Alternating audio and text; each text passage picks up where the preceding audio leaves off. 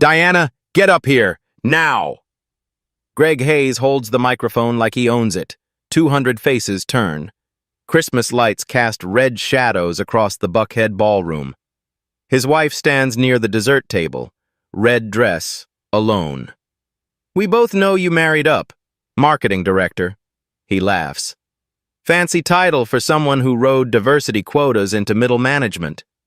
She walks toward him. Heels click on marble. Steady. Even. Here's the deal, sweetheart. I'm filing for divorce. Tonight.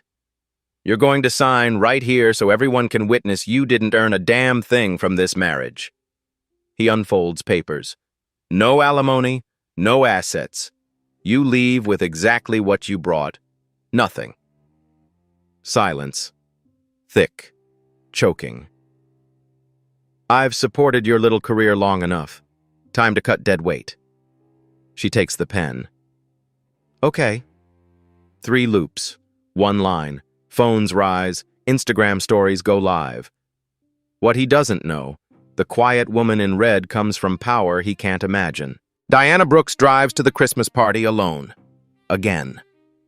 6 years of marriage. They've arrived separately for the last 18 months. She tells herself it's practical. His sales calls run late. Her marketing deadlines pile up. But the truth sits heavier. They stopped being a team somewhere between year 3 and year 4. She parks her car in the hotel garage. Check her lipstick in the rearview mirror. The red dress was a choice. Bold, confidence, everything she doesn't feel tonight. Greg Hayes, 38, VP of Sales at Tech Corp Atlanta, golden boy, quota crusher, the kind of man who walks into rooms and people lean in. He closes deals other reps can't touch. $12 million in revenue over 3 years. Management loves him. His team fears him just enough to perform. Diana is 34, director of marketing. She earned her MBA from Emory while working full-time, built campaigns that tripled lead generation. Her team respects her, quietly. The way women in tech learn to respect each other when the room is mostly men. They met at an industry mixer. He made her laugh. Told her she was brilliant. Said he admired women who didn't need anyone. He proposed 6 months later. She said yes because he seemed safe, present, different from the men who fetishized her blackness or ignored it completely. He said once, early on, I married you for love, Diana, not connections. She didn't understand the comment then. She kept her maiden name professionally. Brooks at work, Hayes in personal life, compartmentalized, clean. She never mentioned her family, never brought her father to company events, never used his name to open doors. Her father, Lawrence Brooks, 62, CEO of Brooks Holdings, private equity firm based in Nashville. He built his wealth slowly, carefully, invested in mid-size companies with strong fundamentals. TechCorp was one of them. Acquired 73% ownership in 2019. Public record, Georgia Secretary of State filing. Anyone could look it up. Greg never did. Diana enters the ballroom. White lights strung across the ceiling. Evergreen garlands on every table. Open bar. 200 employees and their spouses. The smell of expensive cologne and evergreen. Holiday music humming under conversations. Greg stands near the bar. His hand rests on a colleague's shoulder. He laughs, loud, performative. He doesn't look for her when she walks in. She finds her marketing team near the back. They smile, hug her, ask about holiday plans. She lies, says things are fine, work is good, marriage is fine, everything is fine. At 9:15, Greg texts her. I need to talk after my speech. She doesn't respond. At 9:30, he takes the microphone. No one asked him to. He just does. Diana's stomach drops. She knows that look. The one he gets when he's about to win something. When a deal closes. When a competitor falls. When he gets what he wants. Her phone buzzes. A text from her father. Call me when you can. She silences it. Greg's voice fills the room. Before we toast to another great year, Diana's hands go cold. I need my wife to do something for me. Diana walks toward him. Every step is measured. The room watches. She can feel eyes on her back, on her dress, on her face. Greg holds the microphone in one hand, divorce papers in the other. We both know this marriage is over, he says. His voice carries to every corner. Let's end it with dignity, right here, right now. No lawyers dragging it out.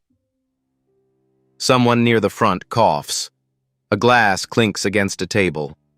No one moves. He reads the terms, loud, clear. No alimony, no shared assets, clean break.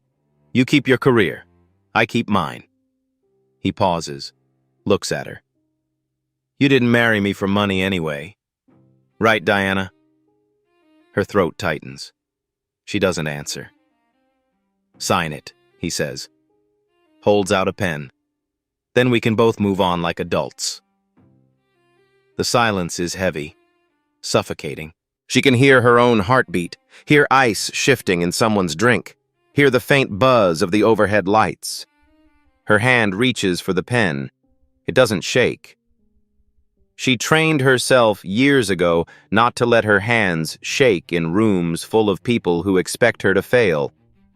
3 loops, 1 straight line. Done. She places the pen on the table, turns, walks toward the exit. Behind her, Greg's voice again. See? Mutual. No drama. Just 2 adults being honest. Someone laughs. Nervous. Uncomfortable. Another person clears their throat. Diana's heels click on marble. Steady. Even. She doesn't look back. The doors close behind her. The hallway is empty. Quiet. She leans against the wall.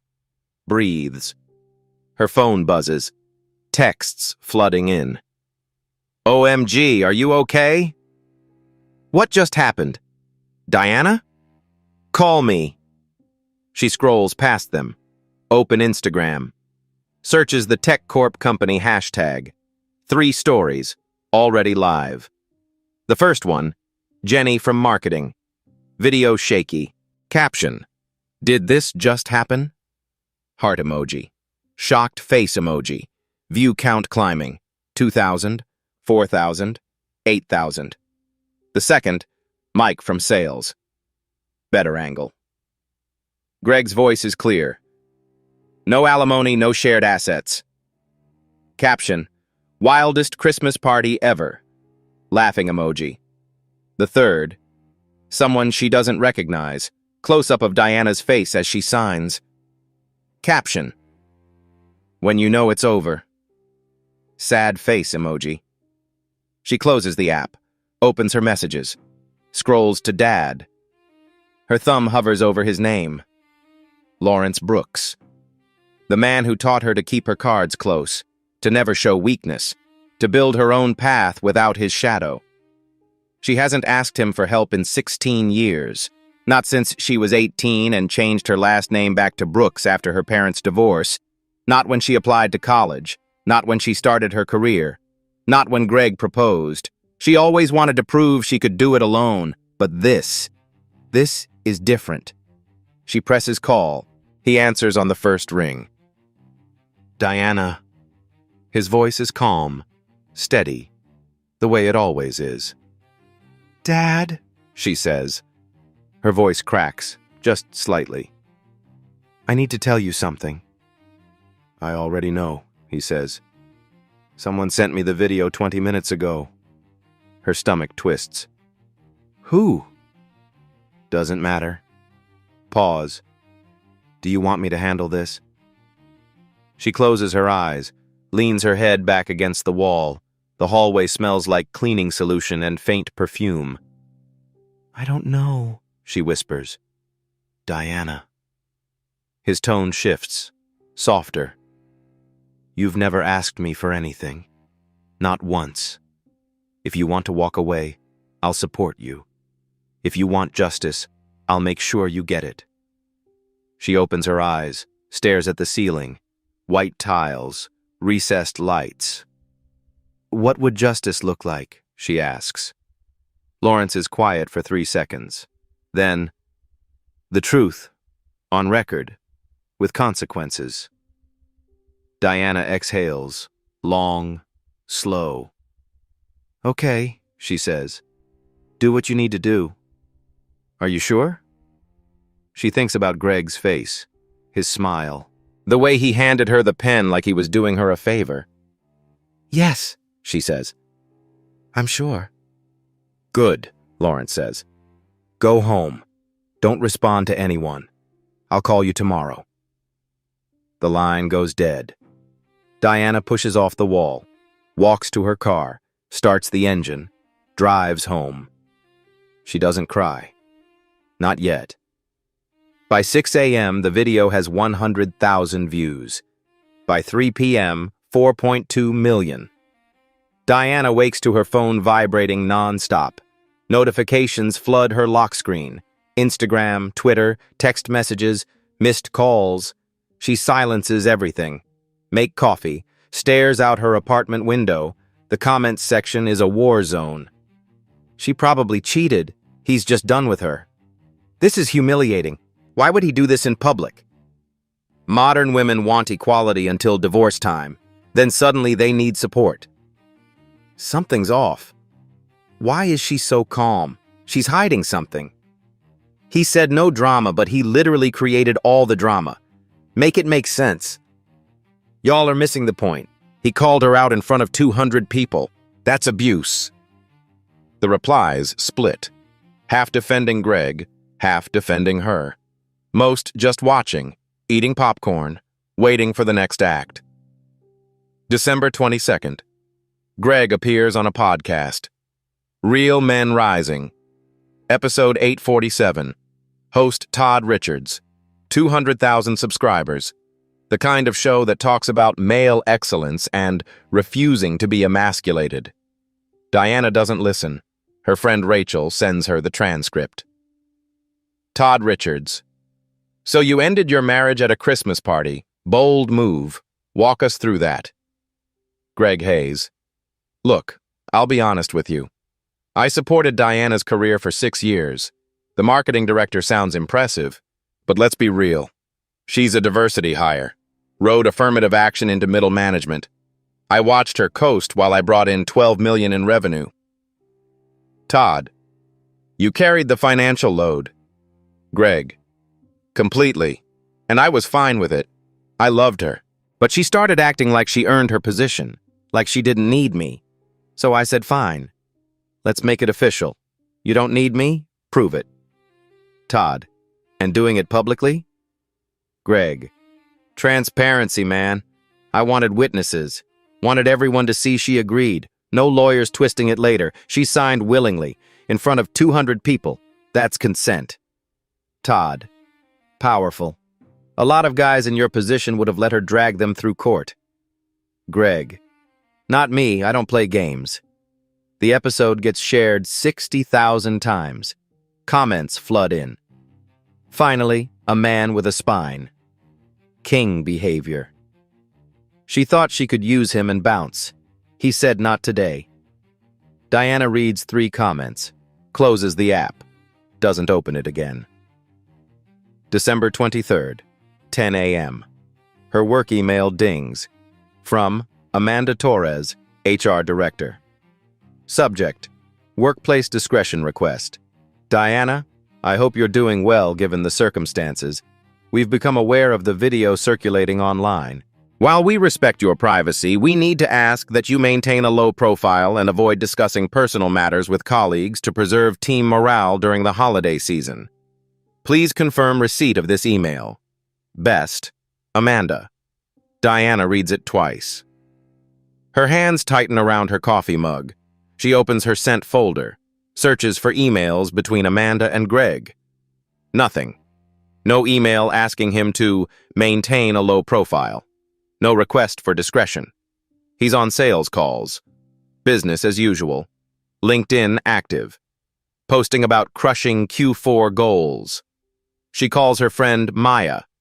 marketing coordinator, sits 3 desks away from her. They emailed you?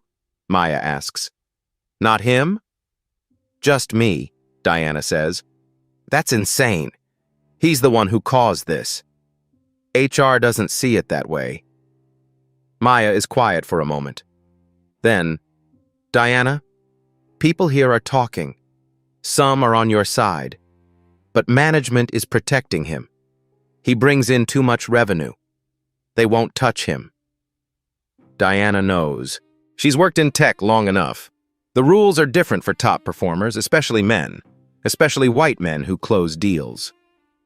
Thanks for telling me, Diana says. What are you going to do? Maya asks.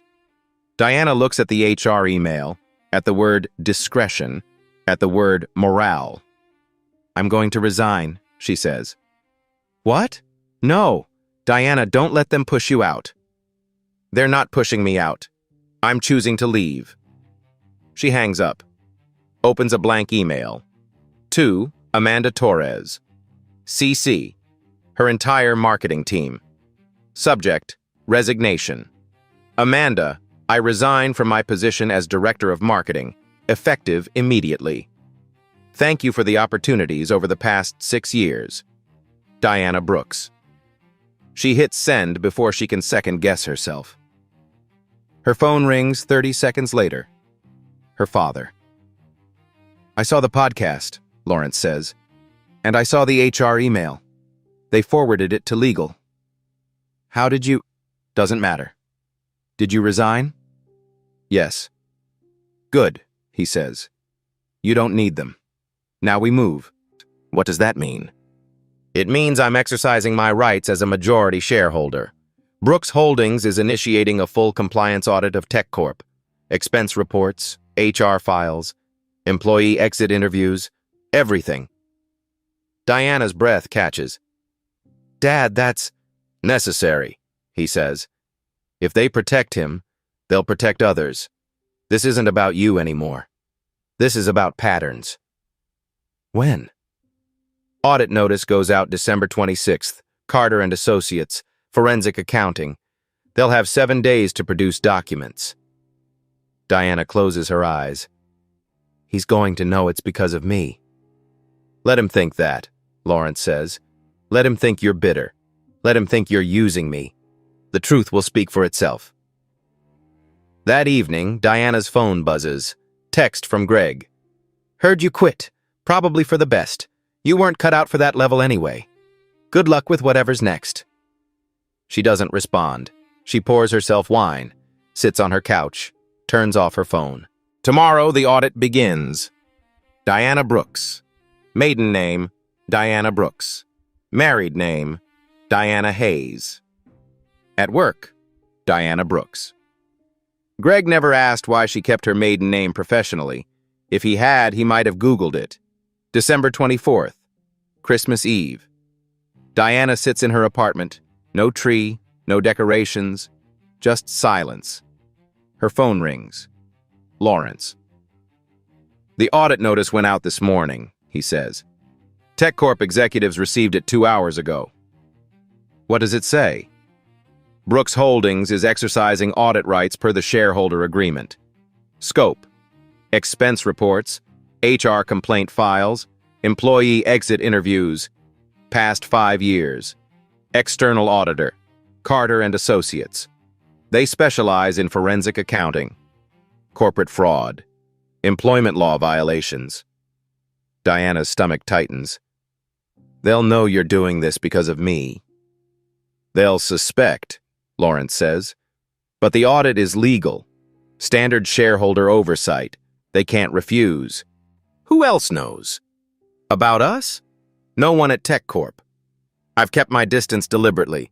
Never visited the Atlanta office. All board meetings are virtual. I wanted you to build your career without my shadow. Diana's throat tightens. She never told anyone at work. Never mentioned her father's name. Never used his connections. She wanted to prove she belonged on her own merit. Thank you for that, she whispers. You earned everything yourself, Lawrence says. Now let's make sure everyone knows it. December 26th, the day after Christmas. Greg Hayes opens his work email. Subject line, Audit Notice, Immediate Compliance Required. He reads it twice, forwards it to Kenneth Palmer, his mentor, board member, the man who promoted him 3 times. Greg's message, WTF is this about? Kenneth replies 10 minutes later, probably routine. Brooks Holdings does this occasionally, standard shareholder oversight. Don't worry. Greg texts his friend Jason, VP of Operations. Did you get the audit email? Jason. Yeah, expense reports and HR files. Pain in the ass, but whatever. Greg. Why now? Jason. Who knows? Probably end-of-year compliance stuff. Greg leans back in his chair. Thinks. Brooks Holdings. He's heard the name. Majority shareholder. Owns 73%. Some private equity firm out of Nashville. He Googles Brooks Holdings CEO. Lawrence Brooks. 62. Founded the firm in 1998. Net worth estimated at $400 million. Investments in tech, healthcare, manufacturing. Greg scrolls through images. Professional headshots. Conference panels. Nothing interesting. He closes the tab. Texts his friend. My ex-wife's dad apparently runs some holding company. She's probably trying to get him to mess with me. Pathetic. Won't work. Jason. Seriously? Greg. Yeah. Last name Brooks. Can't be a coincidence. Jason. That's wild. But dude, if he owns the company, you might want to be careful. Greg laughs. Types back. He can audit all he wants. My numbers are clean. 12 million in revenue. I'm untouchable. He posts on Instagram. Photo from his Aspen ski trip, taken yesterday. Blue sky, snow, sunglasses. Caption. Living my best life. No regrets. Onward and upward. Comments flood in within minutes. King! You deserve happiness, brother. She wasn't worth it anyway. Upgrade coming soon. Greg screenshots the comments, sends them to his group chat. The people have spoken. Meanwhile, Diana meets with Sharon Wells, employment attorney, 48 years old, 20 years specializing in workplace discrimination and wrongful termination. Sharon's office, downtown Atlanta, 19th floor, window overlooking Peachtree Street. Your father sent me the video, Sharon says, and the podcast transcript, and the HR email. What do you think? Diana asks. I think Greg Hayes just created a case study in how to destroy your own career. Sharon slides a legal pad across the desk. But we haven't done anything yet. We let the audit work. We document everything. We stay quiet. That's it? For now? Sharon leans forward. Diana, men like Greg believe they're untouchable because they've never faced consequences. The system protected him, reward him. So he got louder, bolder, more careless. And careless men leave trails. Sharon taps the legal pad. We follow the trail. We don't need to do anything. He already did it to himself. Diana exhales, long, slow. How long? She asks. The audit? 7 to 10 days. Then we'll know what we're working with. Diana stands, shakes Sharon's hand, walks out. She drives home, checks her phone. Greg posted another Instagram story, him at a bar, champagne, friends. Caption, celebrating freedom. She doesn't react, doesn't comment, doesn't share. She just waits. December 27th. The audit team arrives at TechCorp headquarters. They bring 6 boxes. Empty. Ready to fill. Audits don't lie. They surface what people tried to bury. The first discrepancy appears on day 2. By day 5, there are 47. Carter and Associates sends 3 auditors. Lead investigator, Patricia Carter, 15 years forensic accounting, former FBI white-collar crimes, She's seen every version of corporate fraud. They start with expense reports. December 27th, Conference Room B. TechCorp's finance team provides 5 years of records, digital files, spreadsheets, receipts. Patricia's team sorts by employee, flags anomalies. Greg Hayes' file is thick. First flag, February 2021. The line item reads, Client Dinner, Business Development. Amount, $890. Vendor, Onyx Gentlemen's Club. Patricia highlights it. Check company policy. Section 4.7. Adult entertainment venues are strictly prohibited. She keeps reading. March 2021. Conference attendance, Orlando. $2,400. She Googles the conference. Southeast Sales Summit, Orlando. March 2021. No results. The conference doesn't exist. April 2022. Client entertainment, Atlanta. $1,200. Venue, Cheetah Lounge. Another strip club. By day 3, Patricia's team identifies 17 similar charges. Total, $23,400. All marked as business expenses, all violating policy, all approved by Greg's direct supervisor, Kenneth Palmer. December 29th, HR files. Amanda Torres delivers boxes. 3 of them. She looks nervous. These are the complaint files you requested, Amanda says, redacted per privacy protocols. Patricia doesn't look up.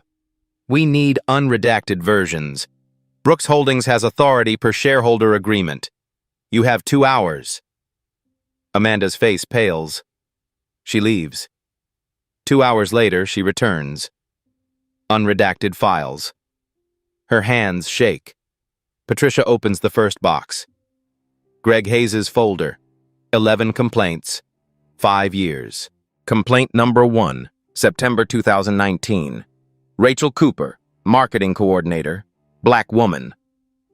Allegation: Mr. Hayes made repeated comments about my appearance. Nice dress, Rachel. Trying to impress someone? When I asked him to stop, he said I was too sensitive. HR response: Coaching conversation conducted. He expressed regret. No further action required. October 30th, 2019. Greg Hayes promoted to senior sales manager, 45 days after the complaint.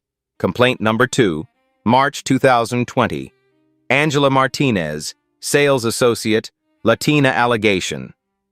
Mr. Hayes called me spicy and fiery in front of clients. When I objected, he laughed, said, Latinas are passionate, everyone knows that. Asked if I got my job through a diversity quota. HR response: Coaching conversation. He acknowledged comments may have been misinterpreted. No formal discipline warranted. May 12th, 2020. Greg promoted to sales director. 70 days after the complaint. Complaint number 3, February 2021. Rachel Cooper, second complaint. Allegation: Mr. Hayes touches my lower back when passing my desk. Suggested we grab drinks to discuss my career. When I declined, my performance review dropped from exceeds to meets with no explanation. This is retaliation. HR response: Additional coaching. Mr. Hayes denies retaliation. Performance standards applied consistently. June 2021. Rachel Cooper resigned. Exit interview. Personal reasons. Patricia reads 6 more complaints. All similar. All women. 8 from women of color. Comments about appearance. Touching without consent. Questions about qualifications. Jokes about diversity hires. Every complaint. Coaching conversation. No warnings, no suspension. And then, within 60 to 90 days, Greg received promotion, bonus, or award nomination. Patricia maps the timeline. September 2019. Complaint. October 2019. Promotion. March 2020. Complaint. May 2020. Promotion. February 2021. Complaint. September 2021. VP Sales, June 2022. Complaint, August 2022. $15,000 bonus. January 2023. Complaint, March 2023. Leadership Award nomination. The pattern is undeniable. HR wasn't protecting Greg despite complaints. They protected him because of them. Too valuable, too profitable. $12 million in revenue. December 30th. Email server backup. They recovered deleted threads. Date, January 2023. Participants, Greg Hayes, Kenneth Palmer, 2 VPs. Subject, New Diversity Initiative. Greg's reply, great, more quotas. Guess we're not hiring the best anymore, just the most diverse. Kenneth Palmer, LOL, keep that between us. VP number 1, as long as it doesn't hurt my team's numbers. VP number 2, DEI bingo coming soon. Greg, someone should tell HR that diverse isn't a qualification. The thread continues. Jokes about Oppression Olympics. Mocking unconscious bias training. 23 pages. Patricia adds it to evidence. January 2nd. Exit interviews. 11 women filed complaints. Where are they now? Rachel Cooper. Resigned. Works retail. Salary cut in half. Angela Martinez. Transferred. Lower visibility. No promotions since. 4 others. Resigned within 6 months. 2. Poor performance reviews immediately after complaining. Both placed on improvement plans. Patricia calls a former employee. I filed a complaint, the woman says. Voice quiet, tired. HR said they'd handle it. Then my manager documented everything. Every email, every mistake. I couldn't breathe. So I quit. Did they tell you why? No, but I knew. If you complain about Greg Hayes, your career is over. He brings in money. They'll protect him, not you. Patricia reviews the employee survey. December 2024. Question. Do you feel leadership prioritizes culture over performance metrics? 78%. No. The question. Do you feel the workplace is inclusive? 41% of women. No. 67% of women of color. No. Free text comments. HR protects people who bring in money. If you're not a white man in sales, good luck. I've watched women quit after complaining. Nothing changes. Boys Club at the top. TechCorp's diversity statement.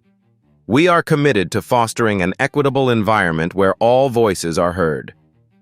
The gap is a canyon. If you've ever wondered whether documentation matters, keep listening. January 3rd. Patricia compiles the audit report. Findings. $23,400 fraudulent expenses. 11 complaints.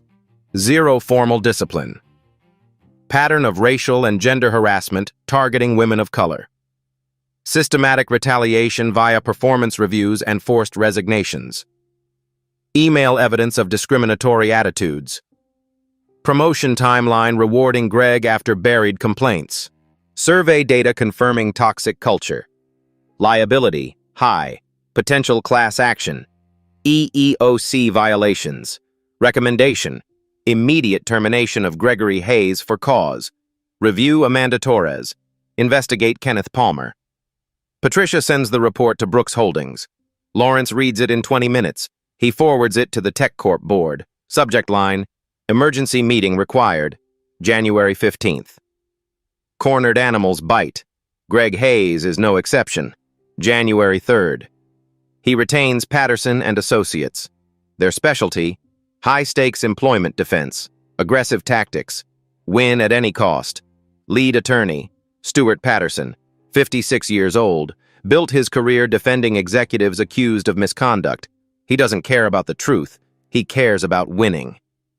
December 28th. The demand letter arrives. To Brooks Holdings, TechCorp Board of Directors, Diana Hayes. From Patterson and Associates, LLP. Subject, cease and desist, retaliatory audit. The letter is 14 pages. Greg's position: the audit is retaliatory, orchestrated by a disgruntled ex-spouse using family connections to destroy his career and reputation. Key claims: Mr. Hayes is the victim of a coordinated campaign of harassment initiated by Diana Hayes following their amicable divorce. Ms. Hayes has weaponized her father's majority ownership to pursue a personal vendetta. The timing of this audit, immediately following their separation, demonstrates clear retaliatory intent. Mr. Hayes has an exemplary record: $12 million in revenue over 3 years, 0 formal complaints upheld by HR.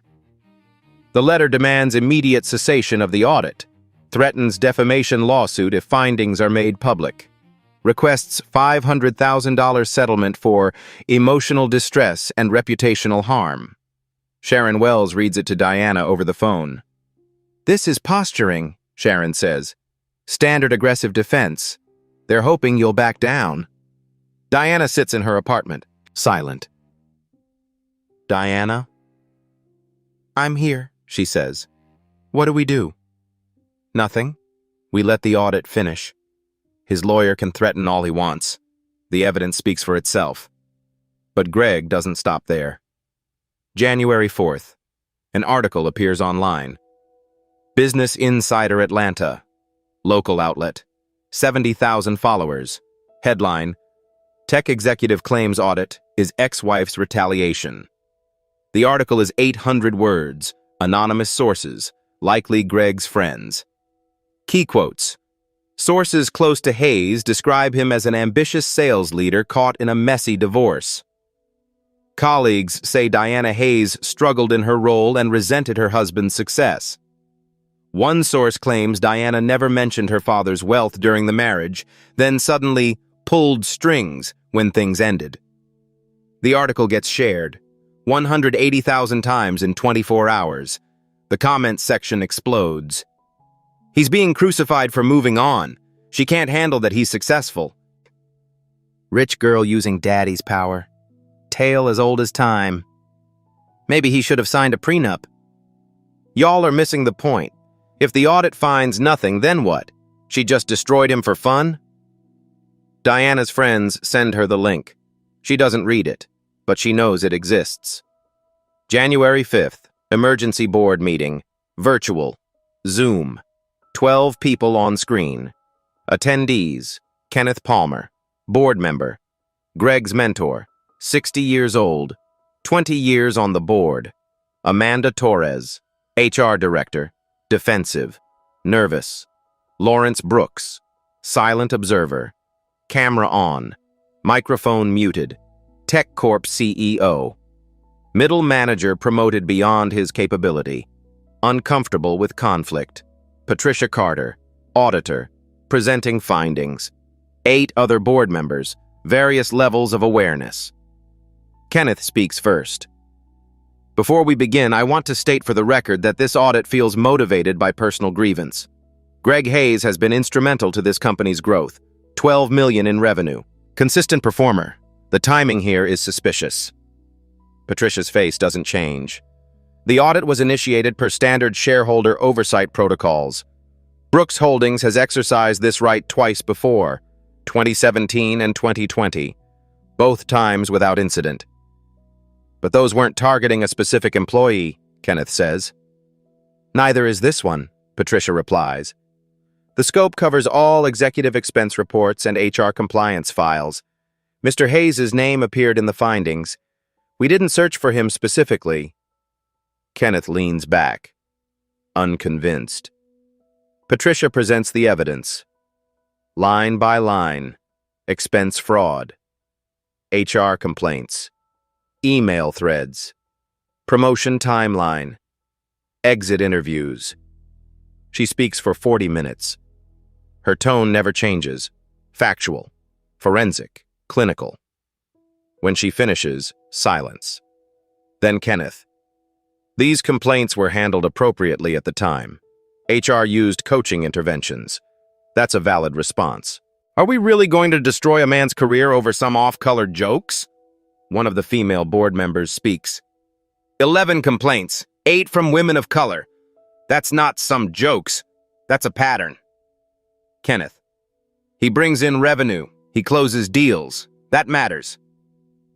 So does liability, the woman replies. If even one of these women sues, we're looking at a class action. Discovery will expose everything, every email, every buried complaint, every retaliation. We'll lose. Amanda Torres tries to defend her decisions. We followed protocol.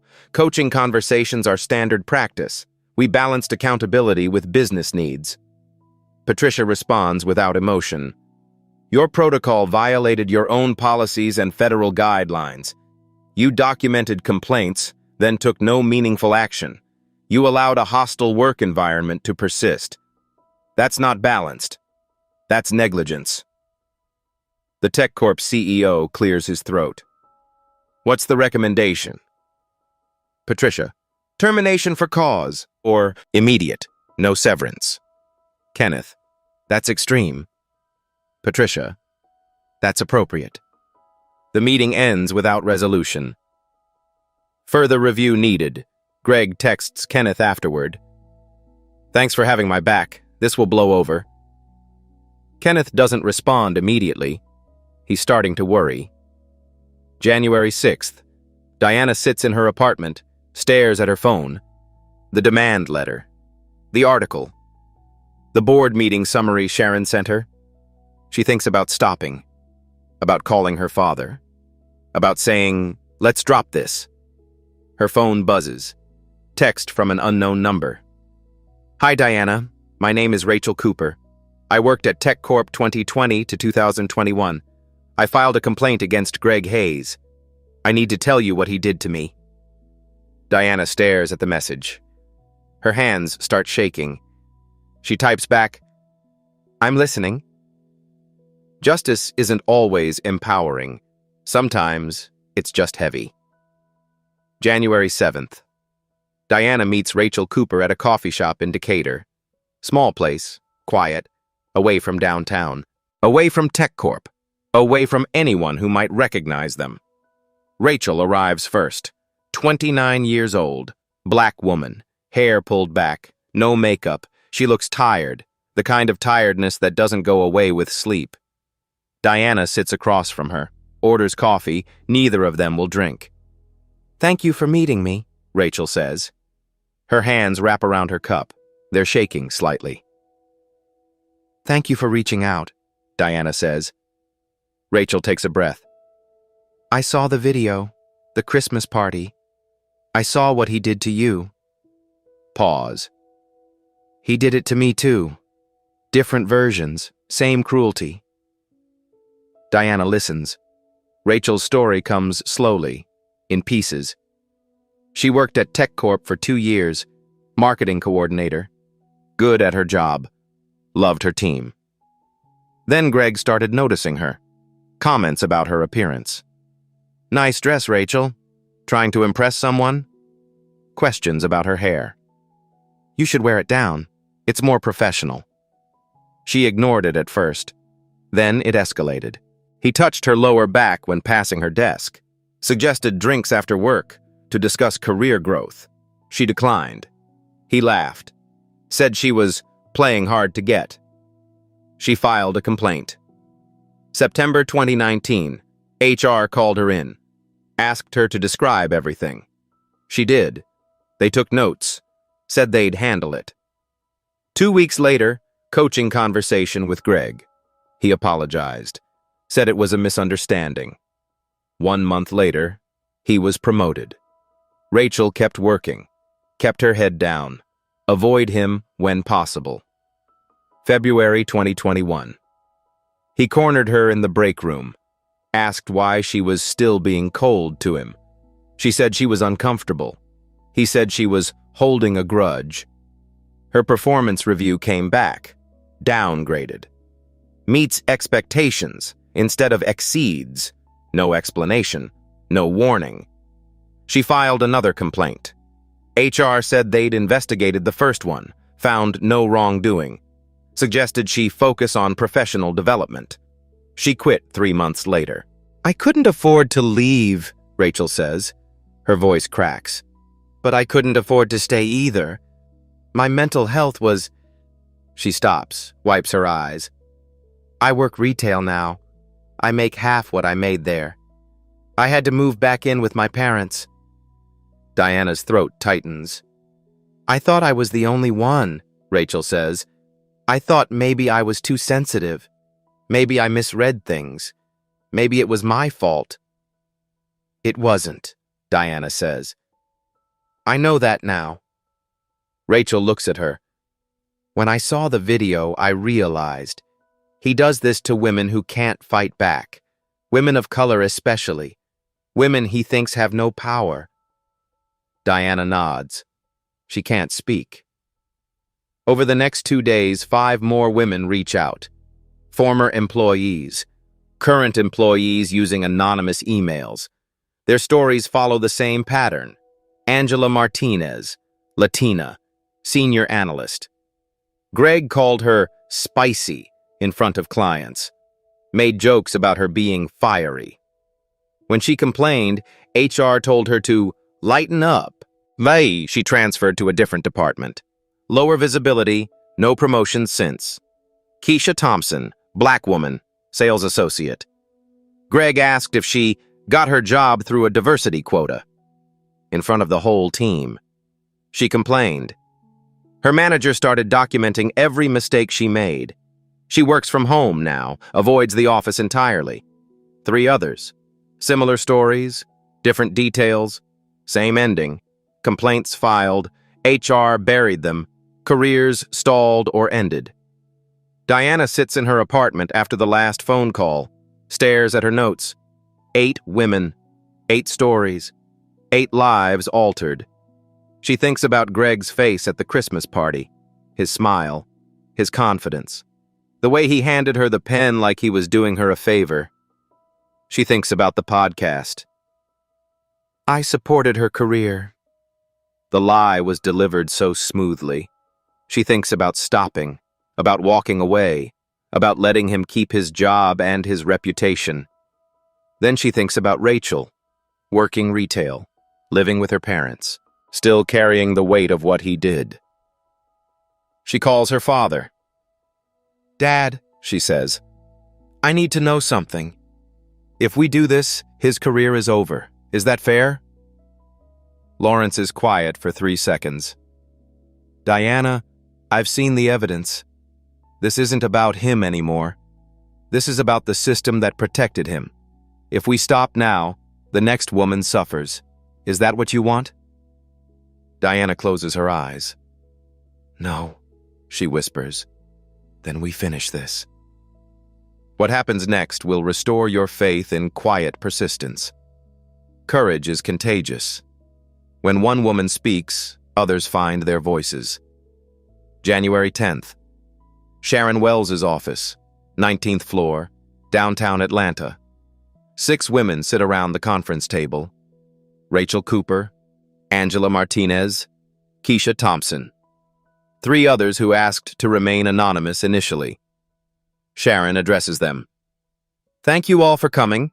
What I'm about to ask requires courage. It also carries risk. Your names may become public. Greg's attorney may challenge your credibility. Social media may attack you. Rachel speaks first. I've already lost everything he could take from me. My career, my confidence, my peace. What else can he do? Angela nods. I stayed quiet for 4 years. Watched him get promoted while I got sidelined. I'm done being quiet. Keisha. If we don't stop him, he'll do this to someone else. Another woman of color who thinks she has no power. I won't let that happen. Sharon slides documents across the table. These are sworn affidavits, legal statements. You'll describe what happened. When, where, who you reported to, what HR said, everything. You'll sign them under penalty of perjury. One woman hesitates. What if they don't believe us? They will, Sharon says, because you're not alone. 6 of you, Same pattern, same failure. That's not a coincidence. That's evidence. January 11th. All 6 women sign. Notarized, witnessed, legal. Rachel's statement runs 3 pages. Details every comment, every touch, every complaint, every HR failure. Angela's statement includes email screenshots, messages from Greg calling her too emotional and dramatic. Keisha's statement includes performance review documents. Before complaining, exceeds expectations. After complaining, needs improvement. The statements stack into a file 2 inches thick. Sharon sends copies to Lawrence Brooks, to the TechCorp board, to Patricia Carter. Evidence, documented, undeniable. January 11th, evening. Someone leaks the employee survey. Anonymous source. Sent to Atlanta Journal-Constitution. Real outlet. Credible reporters. The survey TechCorp conducted December 2024, before the Christmas party, before the scandal.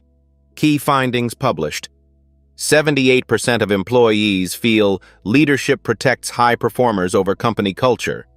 41% of women report workplace not inclusive.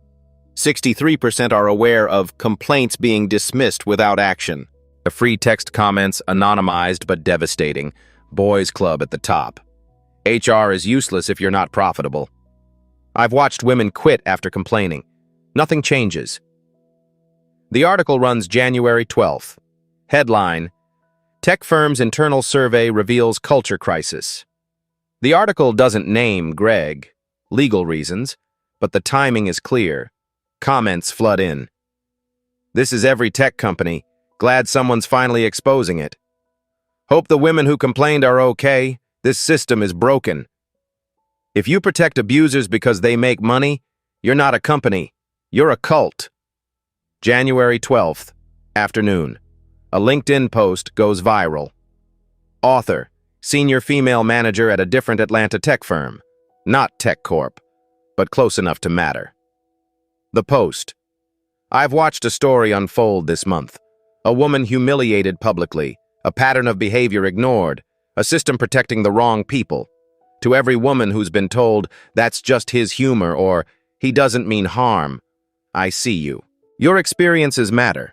Your complaints aren't overreactions. To every leader who's looked the other way because someone brings in revenue, you're complicit. Talent doesn't excuse abuse. We can do better. We must do better. The post gets 47,000 likes in 24 hours, 12,000 shares. Comments become a movement. Women across industries share similar stories. Name companies, name patterns, name the cost of silence. Hashtag not just one-man trends in Atlanta, then Georgia, then nationally. Diana reads the post, reads the comments, reads hundreds of women saying, "Me too." For the first time in 3 weeks, she doesn't feel alone. She texts Rachel, "Did you see this?" Rachel replies, "Yes, we did this, all of us." Diana puts down her phone, stares out her window. The sun is setting, gold light across the Atlanta skyline. She thinks about Greg, about his confidence, his certainty, his belief that he was untouchable. He's about to learn otherwise. Greg Hayes didn't demand a divorce at a Christmas party on impulse. He'd been planning it since April. The question isn't why he did it publicly. That's why he did it in December. January 8th, Lawrence Brooks receives a file. Courier delivery, marked confidential. From Mitchell Investigative Services, private investigator, former FBI. Assignment: determine when Greg Hayes first consulted a divorce attorney. The file is 23 pages. Lawrence reads page 1. His jaw tightens. He calls Diana. "I'm sending you something. Read it, then call me back." Diana opens the PDF 20 minutes later. Finding number 1. Initial consultation. Date, April 18th, 2024. Attorney, Morgan and Associates, Family Law, Atlanta. Greg Hayes met with Thomas Morgan. 90-minute consultation. Topics discussed. Client inquired about optimal timing for divorce filing to minimize asset exposure. Client asked about preemptive filing to establish a timeline before the spouse's financial situation changes. Greg paid $5,000 retainer. April 22nd, 8 months before the Christmas party. Diana's hands go cold. Finding number 2, email communications. Date, November 2nd, 2024. From Greg Hayes to Thomas Morgan, Escrio, email excerpt. We need to move before the end of the year. Diana's father is planning a major acquisition announcement in Q1 2025. She doesn't know the details. He keeps business separate from family. If I wait until after the announcement, her family connections argument gets stronger. She doesn't know her dad's plans. Perfect timing. Diana stops reading. She doesn't know her dad's plans. He knew. Greg knew about the merger. She didn't. Finding number 3, strategic planning. Date, November 18th. Greg to attorney. Can we do it publicly? I want witnesses to her agreement. Less room for her to claim coercion later. Response. Unusual, but if she signs voluntarily in public, that's strong evidence of consent. Diana's stomach turns. The Christmas party wasn't cruel. It was a strategy. He needed witnesses, needed her to sign quickly, needed it to look mutual. Finding number 4, merger context. Brooks Holdings planned announcement. Merger with 2 other firms. TechCorp shares would triple in value. Announcement date, January 28, 2025. Greg's timeline, divorce finalized before announcement. Diana gets nothing from the increase. His calculation, clean break before Christmas. Locked in. No future claims. Diana closes the laptop. 6 years of marriage. He told her once, I married you for love, Diana, not connections. He lied. She calls Sharon Wells. I just read the report. What do you want to do? Sharon asks. I want the board to see this. I want them to know it was calculated. He used me. Then he humiliated me to protect his financial interests. This changes everything, Sharon says. We can challenge the divorce settlement. I don't want his money. I never did. Then what do you want? Diana thinks. 3 seconds. I want him to face what he's done. To me, to Rachel, to Angela, to every woman. I want consequences. Sharon's voice is steady. You'll get them. January 13th. Sharon forwards the report to Lawrence. Lawrence forwards it to the TechCorp board. Subject line, additional evidence for January 15th meeting. Gregory Hayes' premeditated divorce to avoid asset exposure from planned merger. Attachment, 23 pages. Kenneth Palmer opens the email. Read the first page. His face gets pale. He forwards it to Greg. No message. Greg reads it. His hands start shaking. Some trials happen in courtrooms, others in boardrooms. The verdict is the same. January 15th, 2 p.m. Emergency board meeting. Virtual. Zoom. 12 board members. Greg Hayes was invited to attend. He joins from his home office. Suit, tie, professional. He thinks he's going to defend himself. He's wrong. Lawrence Brooks speaks first. His tone is calm, forensic, no emotion. We initiated this audit due to concerns about HR compliance and expense management. What we found exceeded those concerns. He presents the findings. Methodical, line by line. $23,400 fraudulent expenses. 11 HR complaints. 0 formal discipline. Racist email communications. Promotion timeline showing rewards after buried complaints.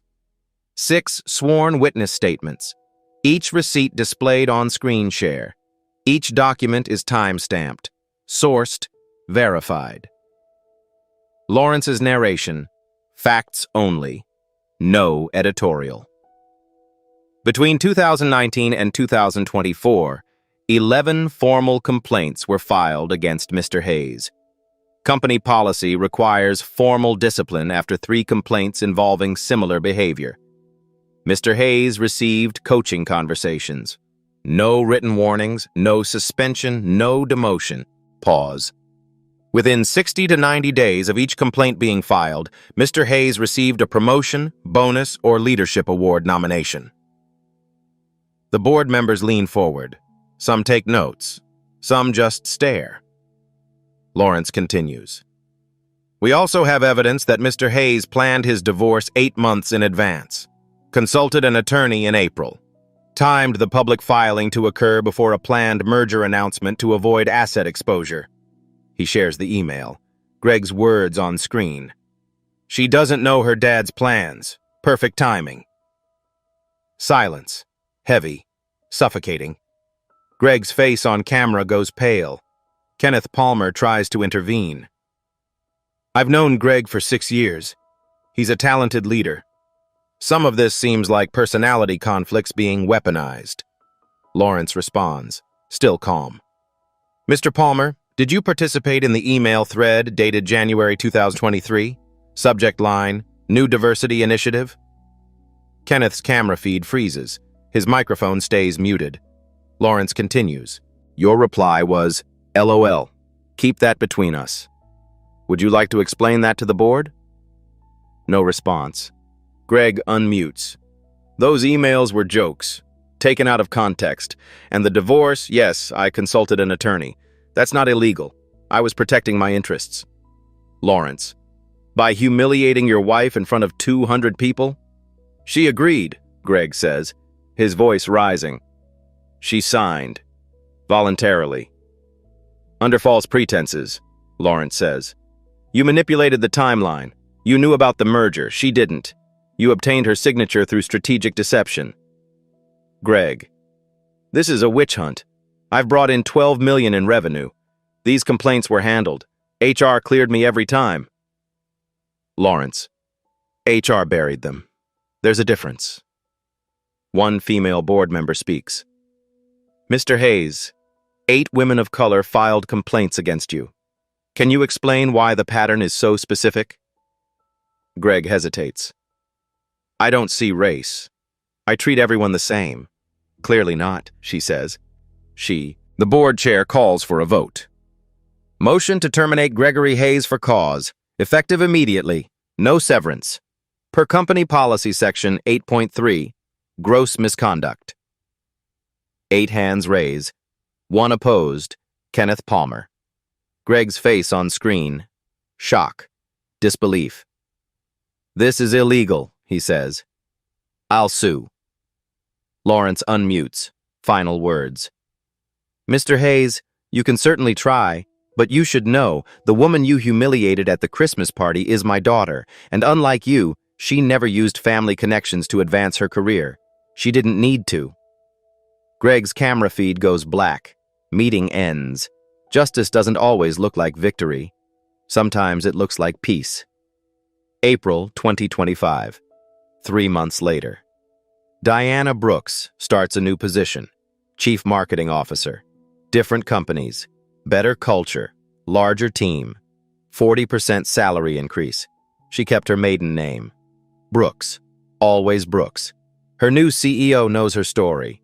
Hired her anyway. Your resilience is what we need here. Well, 3 women were promoted under her leadership in the first month. 2 of them are women of color. Greg Hayes updates his LinkedIn. Again. Open to opportunities. Posted January 16th. Still there. Still searching. He's applied to 43 positions. 0 offers. Recruiters ghost him. Industry contacts go silent. His name carries weight now. The wrong kind. His last Instagram post, inspirational quote about resilience. Comments turned off. TechCorp implements new policies. April 1st. 3 complaint rule. Any employee with 3 similar complaints receives mandatory external investigation. Retaliation tracking. Automatic audit if a complaining employee receives negative review within 6 months. New HR director hired. Amanda Torres was terminated in February.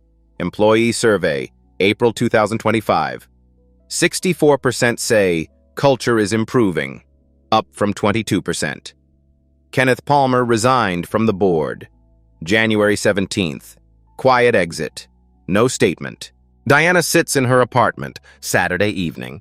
Quiet. She pours champagne. Not celebrating, just existing. The glass catches light. Red and green reflections from the city below. She thinks about the Christmas party. The red dress. The pen. The silence. Feels nothing now. No anger. No sadness. Just distance. Some bridges burn themselves, and that's okay. Dignity cannot be negotiated. Power doesn't always announce itself. And sometimes, the quietest person in the room is the one who decides how the story ends. If this story meant something to you, if you've ever felt invisible, overlooked, or silenced, share it. Not for revenge, for recognition. Because your story matters too. Subscribe to Black Tales Stories. There are more stories like Diana's, and they all deserve to be told. Thank you for listening.